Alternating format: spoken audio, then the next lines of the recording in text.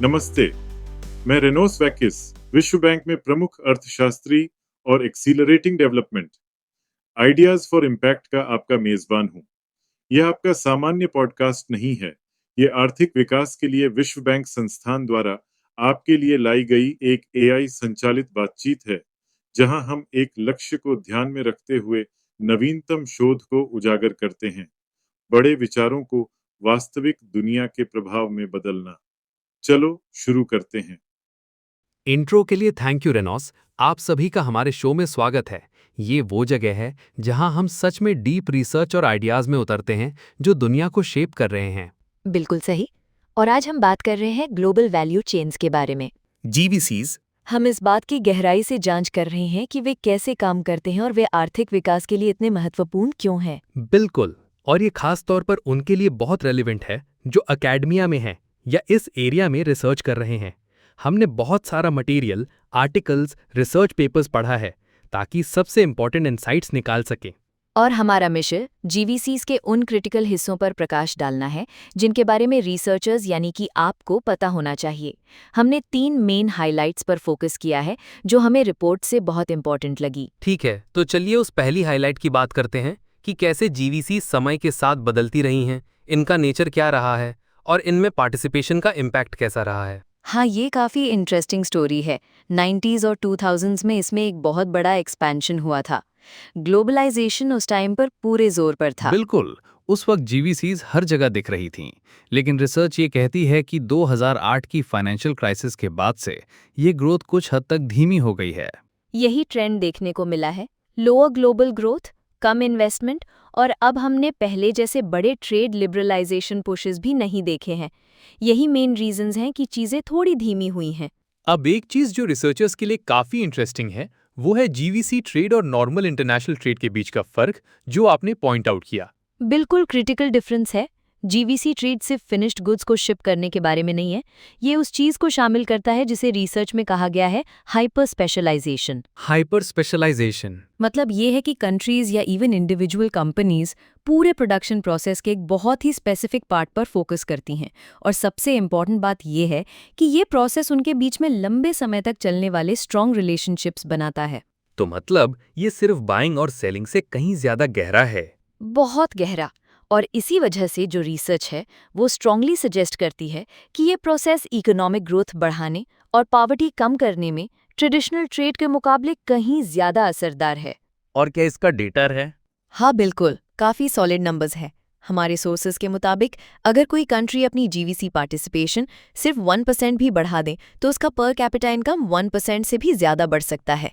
वाह, 1% से ज्यादा। आप इसे कंपेयर करिए नॉर्मल ट्रेड से, जहां सेम इंक्रीज से शायद सिर्फ 0.2% का फायदा होता है। ये फर्क तो सच बहुत में बड़ा बहुत है। बड़ा डिफरेंस है। और आप ये क्लियरली कुछ स्पेसिफिक कंट्रीज में देख सकते हैं। बिल्कुल। आप बांग्लादेश, कंबोडिया या वियतनाम जैसी कंट्रीज के बारे में सोचिए। रिसर्च में दिखाया गया है कि जब इन देशों ने सिर्फ रॉ सामान एक्सपोर्ट करना छोड़कर बेसिक मैन्युफैक्चर्ड गुड्स बनाना शुरू किया, वो भी इंपोर्टेड पार्ट्स यूज करके, तब उनकी ग्रोथ तेजी से बढ़ी। यही तो सबसे इम्पोर्टेंट बात है। सही बात है, इंपोर्टेड इनपुट्स यूज करके कुछ ज्यादा प्रोसेस चीज एक्सपोर्ट करना। बिल्कुल। तो अब साफ हो गया कि जीवीसीज का इम्पैक्ट बहुत स्ट्रांग हो सकता है। ये तो पहले पॉइंट से ही दिख रहा है। अब अगला बड़ा सवाल ये है कि डेवलपिंग कंट्रीज के लिए और रिसर्चर्स के लिए जो इन्हें स्टडी कर रहे हैं, वो कैसे जीवीसी का हिस्सा बन सकते हैं और उसमें ग्रो कैसे कर सकते हैं। सही बात। मतलब कौन कौन से इंपॉर्टेंट ड्राइवर्स हैं? रिसर्च कुछ मेन फैक्टर्स पर फोकस करती है। सबसे पहले आता है फैक्टर एंडाउमेंट्स, यानी किसी कंट्री जैसे के पास resources या नेचुरली लेपुल। क्या-क्या मौजूद बिल्कुल। है। जीवीसी के अर्ली स्टेजेस में, जैसे कि बेसिक असेंबली, जिसे हम बैकवर्ड पार्टिसिपेशन कहते हैं, उसमें लो स्किल्ड लेबर और फॉरेन इन्वेस्टमेंट की इजी एक्सेस बहुत बड़ा एडवांटेज होता है। और दूसरी तरफ अगर आप रॉ मटेरियल्स एक्सपोर्ट कर रहे हैं, यानी फॉरवर्ड इंटीग्रेशन, तो आपके पास नेचुरल रिसोर्सेज होना सबसे ज़रूरी है। सही है, लेकिन क्या कंट्री का साइज भी मैटर करता है? हाँ, करता है। छोटे कंट्रीज अक्सर इम्पोर्टेड इनपुट्स पर ज़्यादा डिपेंड करते हैं और फॉरेन मार्केट्स में ही अपनी चीज़ें बेचते हैं। ऐसे में ट्रेड लिबरलाइजेशन बहुत ज़रूरी हो जाती है क्योंकि वो उनके मार्केट को इफेक्टिवली बड़ा बना देती है। अच्छा, ठीक है। मतलब अच्छी पॉलिसी से कंट्री के छोटे साइज का डिसएडवांटेज थोड़ा दूर किया जा सकता है। और ज्योग्राफी का भी कुछ असर होता होगा? बहुत बड़ा असर। अगर कोई कंट्री रिमोट लोकेशन पर है तो उसके लिए पोर्ट्स, रोड्स और कम्युनिकेशन जैसे इंफ्रास्ट्रक्चर को बेहतर बनाना बहुत ज़रूरी है। लॉजिस्टिक्स परफॉर्मेंस यानी चीज़ें कितनी तेज़ी और रिलायबली मूव होती हैं, जीवीसीज इसके लिए बहुत सेंसिटिव होती हैं। अगर लॉजिस्टिक्स कॉस्ट्स बहुत हाई हो जाएं तो फिर पार्टिसिपेशन करना बहुत मुश्किल हो जाता है, खासकर लैंडलॉक्ड कंट्रीज़ के लिए, क्योंकि ट्रांसपोर्टेशन ही उनके लिए सबसे बड़ा चैलेंज बन जाता है। तो अब तक समझ में आया कि एंडाउमेंट्स, मार्केट एक्सेस और ज्योग्राफी बहुत इंपॉर्टेंट फैक्टर्स हैं। लेकिन इंस्टीट्यूशंस और गवर्नेंस जैसे सॉफ्ट फैक्टर्स का क्या रोल है? क्रिटिकल रोल है, जैसे rule of law, stable regulations वगैरह। रिसर्च ये भी बताती है कि डीप ट्रेड एग्रीमेंट्स जो सिर्फ टैरिफ कम करने तक लिमिटेड नहीं होते, बल्कि रेगुलेटरी स्टैंडर्ड्स, कस्टम्स प्रोसीजर्स और इंटेलेक्चुअल प्रॉपर्टी राइट्स तक जाते हैं, वो बहुत हेल्प करते हैं। जैसे पीटीएस यानी प्रेफरेंशियल ट्रेड एग्रीमेंट्स। वो डीप पीटीएस किसी कंट्री की इंस्टीट्यूशनल क्वालिटी को टाइम के साथ इम्प्रूव करने में हेल्प कर सकते हैं, जिससे वो जीवीसीज के लिए और ज़्यादा अट्रैक्टिव बन जाती है। अगर कॉन्ट्रैक्ट्स ठीक से एनफोर्स नहीं होते तो जीवीसीज में जो लीड फर्म्स होती हैं वो ऐसे देश से दूर ही रहती हैं। समझ गया, मतलब सब कुछ आपस में जुड़ा हुआ है। ट्रेड डील्स का असर डोमेस्टिक इंस्टीट्यूशंस पर भी हो सकता है। बिल्कुल, और हमें टेक्नोलॉजी का रोल भी नहीं भूलना चाहिए। पिछले कुछ डेकेड्स में ट्रेड कॉस्ट्स में जो ज़बरदस्त गिरावट आई है, उसका मेजर रीज़न आईसीटी रेवोल्यूशन और इंटरनेट है। इसी से जीवीसीज को ग्लोबली फैलने में बूस्ट मिला है। सही है, कम्युनिकेशन और कोऑर्डिनेशन काफी सस्ता हो गया। बिल्कुल, और फिर आता है एफडीआई, फॉरेन डायरेक्ट इन्वेस्टमेंट, खासकर वो कंपनीज जो एफिशिएंसी के लिए दूसरी जगह सेटअप कर रही हैं, जैसे कम खर्चे या किसी खास स्किल को एक्सेस करने के लिए। यही अक्सर वो इंजन होता है जो कंट्रीज को जीवीसीज में खींचता है। और इसका कनेक्शन टैरिफ से भी है?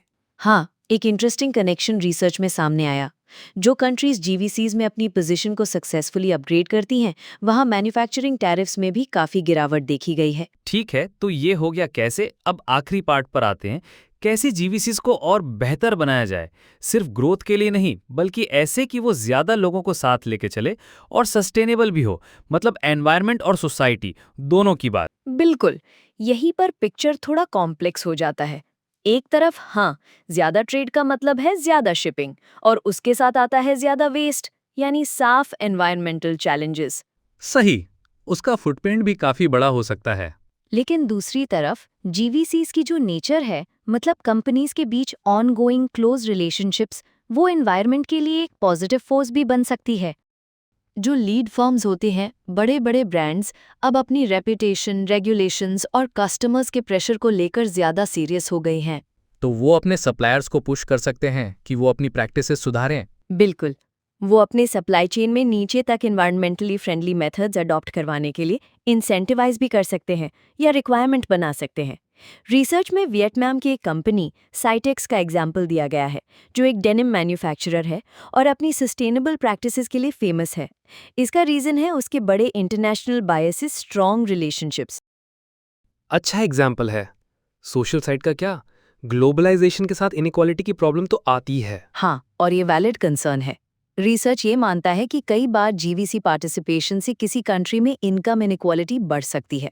अक्सर इसकी वजह ये होती है कि स्किल्ड और अनस्किल्ड वर्कर्स के बीच की पे गैप ज्यादा हो जाती है, क्योंकि जीवीसी जॉब्स में ज्यादा स्किल्स की जरूरत होती है। तो एक तरह का स्किल्स प्रीमियम डेवलप हो जाता है। बिल्कुल, और भी इश्यूज हो सकते हैं, जैसे कुछ जीवीसी जॉब्स में महिलाओं के लिए ग्लास सीलिंग। लेकिन ये भी जरूरी है कि हम ये देखें कि ओवरऑल जीवीसी पार्टिसिपेशन का स्ट्रॉन्ग कनेक्शन पॉवर्टी रिडक्शन से भी है, जैसे हमने मेक्सिको और वियतनाम में देखा। मतलब पिक्चर सिंपल नहीं है, गरीबी कम होती है लेकिन इनकम गैप बढ़ सकता है। हाँ, कई केसेस में यही कॉम्प्लेक्स रियलिटी है। लेकिन सोशल साइड पर एक और पॉजिटिव पॉइंट है, स्किल्स डेवलपमेंट। क्योंकि कंपनीज के बीच क्लोज रिलेशनशिप्स हैं। सही, ऑन द जॉब लर्निंग की बहुत अपॉर्चुनिटीज होती हैं। लीड फर्म्स अपने सप्लायर्स को ट्रेनिंग देने में हेल्प कर सकते हैं। ये कंटिन्यूस लर्निंग बहुत ज़रूरी होती है। और इसका फायदा चेन में ऊपर जाने में भी होता है ना? बिल्कुल सही। जो रिसर्च है वो इसी बात पर जोर देती है। अगर किसी कंट्री को लंबे समय तक ग्रो करना है, तो वो सिर्फ बेसिक असेंबली करके नहीं टिक सकते। उन्हें खुद से कोशिश करनी पड़ेगी कि वो अपग्रेड करें, ज़्यादा कॉम्प्लेक्स मैन्युफैक्चरिंग में जाएं, हाई वैल्यू सर्विसेज की तरफ बढ़ें और आखिर में इनोवेशन तक पहुंचे। चेक रिपब्लिक को अक्सर एक एग्जाम्पल की तरह देखा जाता है, जिसने यूरोपियन जीवीसीज में इस तरह का अपग्रेडिंग बहुत अच्छे से किया। तो अपग्रेडिंग बहुत जरूरी है लॉन्ग टर्म फायदे के लिए। क्या जीवीसीज को लेकर कुछ बड़े रिस्क्स भी हैं जिनका जिक्र करना चाहिए? बिल्कुल। सबसे बड़ा रिस्क है पॉलिसी अनसर्टेनिटी। सोचिए, अगर अचानक टैरिफ चेंज हो जाए या ट्रेड कॉन्फ्लिक्ट्स हो जाए, तो इससे जीवीसीज की फाइनली ट्यून्ड लॉजिस्टिक्स पूरी तरह डिस्टर्ब हो सकती हैं। हाँ, ऐसे में जीवीसीज बहुत वल्नरेबल हो जाती हैं। बिल्कुल। लेकिन दूसरी तरफ अगर रूल्स और रेगुलेशंस अच्छे से बनाए गए हों, खासकर लेबर स्टैंडर्ड्स के बारे में, और उन्हें अच्छे से लागू भी किया जाए, तो वो काम करने के कंडीशंस को बेहतर बना सकते हैं बिना कम्पेटिटिवनेस को मारे। बेटर वर्क प्रोग्राम, जो आईएलओ और आईएफसी की तरफ से वियतनाम जैसे देशों में चलता है, वो एक अच्छा एग्जाम्पल है जिसे रिसर्च में मेंशन किया गया है। तो रिस्क्स को मैनेज करना और ज्यादा फायदों को मैक्सिमाइज करना केयरफुल पॉलिसी और स्ट्रांग एनफोर्समेंट पर डिपेंड करता है। ये एक कांस्टेंट बैलेंसिंग एक्ट है। इसमें इकोनॉमी से जुड़े फैक्टर्स, सोशल बातें, एनवायरनमेंट पर असर और पॉलिटिकल सिचुएशन सब कुछ शामिल होता है। रिसर्चर्स को यहाँ बहुत कुछ एनालाइज करना होता है। ठीक है, चलिए एक क्विक रिकैप करते हैं, खासकर उनके लिए जो रिसर्च से जुड़े हैं। हमने 3 मेन पॉइंट्स कवर किए। सबसे पहले, जीवीसीज का ग्रोथ पर बहुत बड़ा असर रहा है। भले ही अब वो तेजी थोड़ी कम हो गई हो, लेकिन ये ट्रेडिशनल ट्रेड से काफी अलग तरीके से काम करता है। बिल्कुल। दूसरा, हमने देखा कि कौन-कौन से की फैक्टर्स किसी कंट्री को जीवीसीज में एंटर करने और वहाँ फ्लरिश करने में मदद करते हैं, जैसे endowments, market access, geography, institutions, technology और एफडीआई। और तीसरा, हमने डिस्कस किया जीवीसीज की कॉम्प्लेक्सिटीज, चैलेंजेस और अपॉर्चुनिटीज को।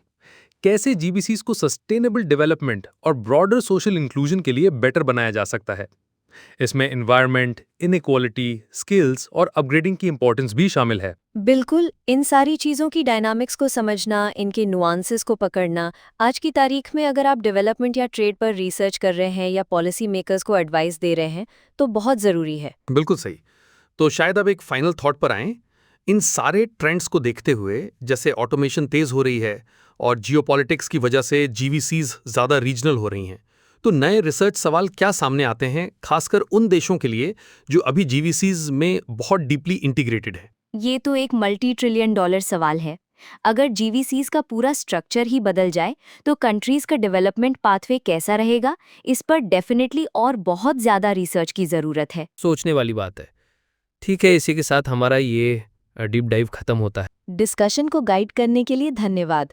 अब रेनॉस की बारी। हमारे साथ जुड़ने के लिए धन्यवाद। आप हमारी वेबसाइट पर पूरी रिपोर्ट पा सकते हैं। बस डिस्क्रिप्शन में दिए गए लिंक पर क्लिक करें। आने वाले एपिसोड के बारे में सबसे पहले जानने के लिए सब्सक्राइब करना न भूलें। और जाने से पहले, आपने जो सीखा है, उसे आप व्यवहार में कैसे लाने की योजना बना रहे हैं, और आप हमसे किन विषयों पर बात करना चाहेंगे। हमें यह जानकर खुशी होगी। तब तक के लिए अलविदा।